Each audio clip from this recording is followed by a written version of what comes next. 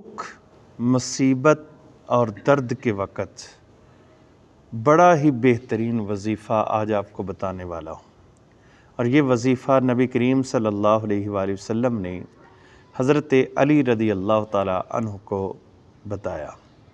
فرمایا اے علی، جب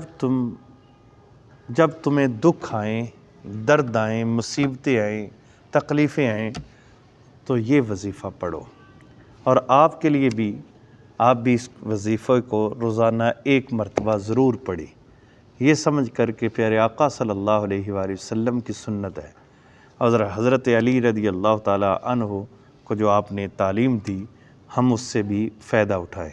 وہ کیا الفاظ ہے؟ الفاظ سب کے لیے ہیں، سب اس در توجہ کریں، انشاءاللہ تعالی آپ کو بھی سب کو فائدہ ہوگا۔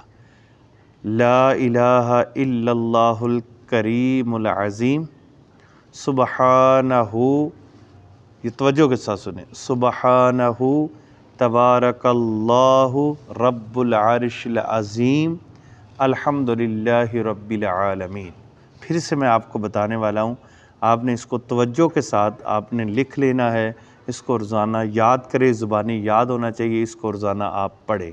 پھر سے سماعت کریں، لا الہ الا اللہ الکریم العظیم سبحانہ تبارک اللہ رب العرش العظیم الحمدللہ رب العالمین۔ یہ الفاظ آپ نے پڑھنے ہیں، انشاءاللہ تعالی آپ کو بڑا فائدہ ہوگا، دکھوں سے بھی دور، تکلیفوں سے بھی دور اور مصیبتوں سے بھی دور۔